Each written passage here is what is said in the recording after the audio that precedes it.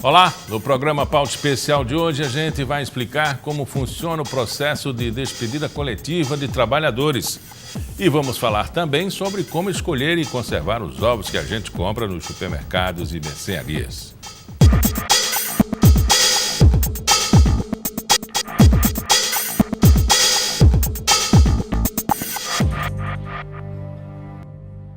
O nosso assunto é a despedida coletiva ou dispensa coletiva de empregados. A gente vai conversar com a juíza do Tribunal Regional do Trabalho de São Paulo, Marcele Carine dos Prazeres Soares, que lançou um livro sobre o assunto e vai explicar qual a diferença entre despedida coletiva e individual. Mas antes, doutora, é um prazer recebê-la. A senhora tem contato com Alagoas há muito tempo.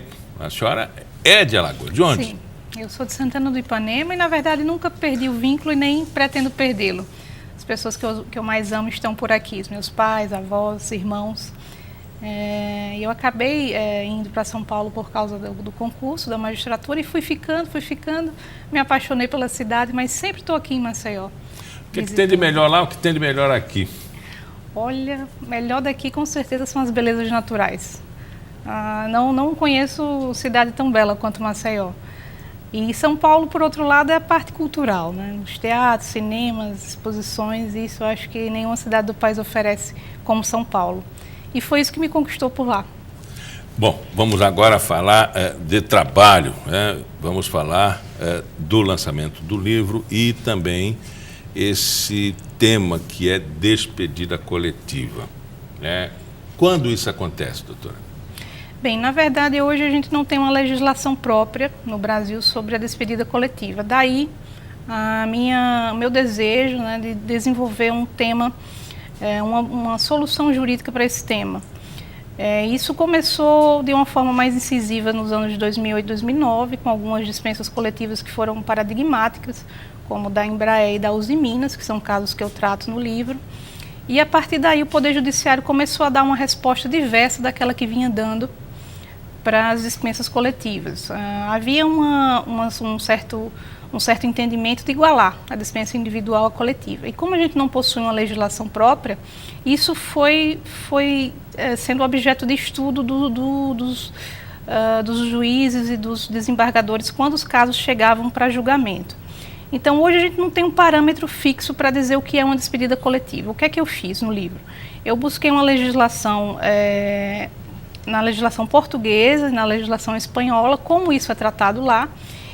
Existe projetos de lei em tramitação no Brasil e eu tento um consenso para tentar definir o que é a despedida coletiva. Como a gente não tem um número certo, nem um percentual, o critério vai muito de uma razoabilidade. Numa empresa, por exemplo, de 100 empregados, uma dispensa de 20, 30 pessoas, pelo senso comum é considerado como coletiva. É uma dispensa de um número considerável de empregados daquela unidade econômica. Mas a isso se somam outros requisitos, como, por exemplo, o objetivo comum. Na dispensa individual, na dispensa simples, cada empregado ele pode ter um motivo diferente para ser dispensado, tanto relacionado à empresa como a ele próprio. Mas nas dispensas coletivas, o motivo é sempre o mesmo, é um motivo comum e, em regra, relacionado a motivos estruturais ou econômicos da empresa. O objetivo da empresa não é dispensar para recontratar, e sim redimensionar o tamanho da empresa. Dispensar, isso estaria caracterizado a dispensa exatamente, coletiva. É dispensar e não recontratar. É um enxugamento da empresa. Ou a desativação de um setor, por exemplo, né? Também. 3, 4, né? Que pode ser 5, 6 pessoas. Sim. Isso tudo depende do contexto. Se você considera o setor, se você considera a empresa, quando é uma multinacional, se você considera a globalidade de empresas que compõem o grupo econômico. Então, tudo isso tem que ser relativizado com o segmento. Se é o setor da empresa, se é a empresa inteira, se é um grupo de empresas. Então, por isso que não há um critério ainda definido quanto a isso. E uma coisa que é interessante deixar claro é que a dispensa coletiva ela não se iguala à dispensa plurima. Dispensa plurima são vários empregados dispensados naquele tempo, mas cada um deles pode ter um motivo peculiar, né? E a dispensa coletiva é justamente o contrário, é um objetivo só. E a gente tem considerado um lapso temporal, que eu sugiro que seja de 90 dias. 90 dias para se considerar aquela quantidade de pessoas dispensadas na unidade econômica para que se considere coletiva. E aí o magistrado, né, o juiz, o promotor, a quem interessa a causa, o advogado, ele vai ter muito trabalho por conta dessa falta de legislação. Mas o direito ele bebe muito da jurisprudência. Né? Nós já tivemos dispensas coletivas, VASP, por exemplo, Sim. até hoje os empregados não receberam indenizações. E tudo isso, né, leva um critério de justiça. Você tem todo o direito de dispensar. Sim. Né? E na dispensa coletiva, a participação do sindicato é fundamental. Né? O TST, como você citou a importância da jurisprudência, o TST já fixou o entendimento de que é imprescindível a negociação com os sindicatos antes da despedida coletiva. Então, não é simplesmente um poder arbitrário do empregador dispensar sem motivar. Não, ele tem que estar amparado. Inclusive, eu defendo o direito dos empregados e do sindicato de ter conhecimento do balanço financeiro, contábil da empresa, para que se justifique aquelas dispensas. Afinal, a dispensa coletiva ela tem uma repercussão social muito maior do que uma dispensa individual. A dispensa individual tem toda uma carga drástica para o trabalhador, mas é um ponto específico, né, que pode ser remediado com um seguro-desemprego ou com um benefício previdenciário. E não pode ser imotivada, né? Sim. A gente tem, na última década, acredito nas 2 últimas décadas, acredito que seus avós, seus pais, meus avós, de muita gente, não alcançaram a evolução tecnológica que hoje nós temos. Então, pessoas estão sendo dispensadas pelo avanço tecnológico. E havia um entendimento, não sei se continua, de que essas pessoas deveriam ser treinadas a outras funções. Isso está sendo respeitado? Seria também uma dispensa imotivada por conta do avanço tecnológico? Sim, a automação realmente é um dos fatores que tem mais tomado os empregos hoje em dia, né? E a redução do número de empregos hoje é uma tendência até mundial. Não é só no Brasil que a gente vem verificando essa redução em razão da automação. E esse é um dos fatores que pode ser considerado também para a dispensa coletiva, que é o motivo estrutural, né? A empresa está se renovando pela automação e com isso está dispensando os empregados.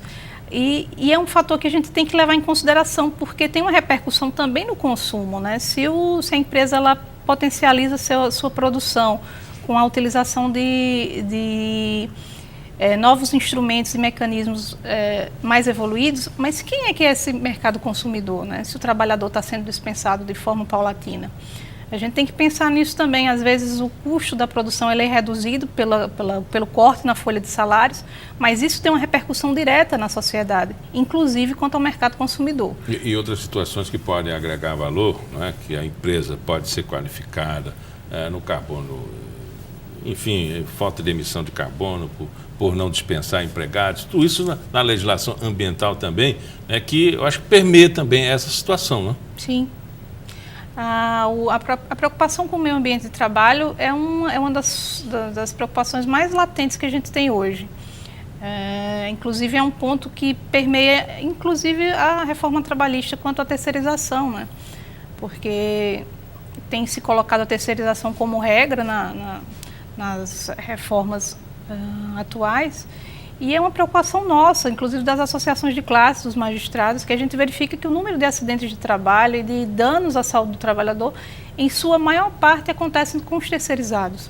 Então, apesar de, além de toda eles são estigmatizados no ambiente de trabalho, eles têm salários menores, embora exerçam funções similares a empregados, né, registrados em CTPS, e além de tudo isso ainda sofrem com o ambiente de trabalho negligenciado por tomadores e empregados. Como é que a classe tem visto, doutora? Aqui nós estamos falando de evolução, mas também tem mudanças provocadas pela mudança de política, de entendimento, um governo mais social, um governo menos social.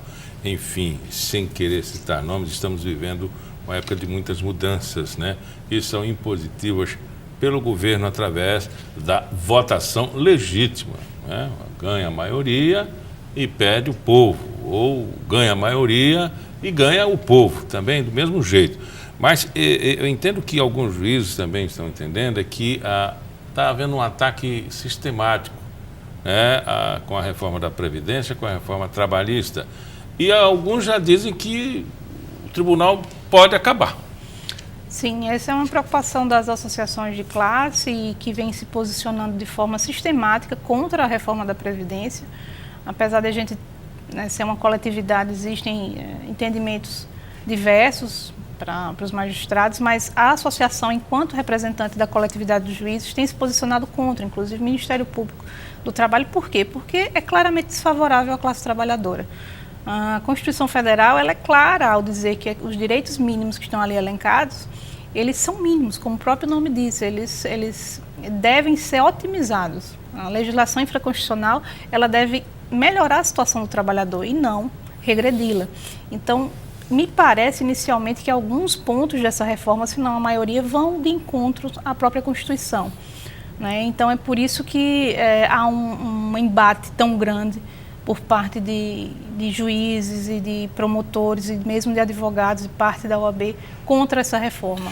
É por isso que o pensamento do dever e motivação de despedida coletiva pode ser muito bem usado em determinadas situações, né? Caso haja realmente essa aprovação e a debandada, por exemplo, de cooperativas, da terceirização, enfim, do raciocínio de discussão dentro do ambiente do trabalho, se não mediado pela CLT, né? Sim, e uma coisa que eu trato no livro também é que o Brasil é um dos países que mais tem rotatividade de mão de obra. Então, o percentual é altíssimo. E, em regra, essas pessoas são dispensadas e os novos contratados recebem salários inferiores. O que é um prejuízo, né? Um grande prejuízo. As pessoas, e principalmente com essa abertura que se está dando à terceirização, a cooperativas, a pejotização, que é, né, uma fraude também muito comum que nós costumamos ver na Justiça do Trabalho. Então, tudo isso é extremamente prejudicial à classe trabalhadora e deve ser combatido, com certeza. Nós estamos conversando e encerrando agora a entrevista, conversando com Marcele Carine dos Prazeres Soares, juíza do TRT de São Paulo, natural de Santana do Ipanema, que está lançando esse livro, Um Bom Entendimento para as Dispensas Coletivas. Muito obrigado pela entrevista. Miguel. Um prazer. Depois do intervalo, a gente vai falar sobre como escolher e conservar os ovos de forma correta.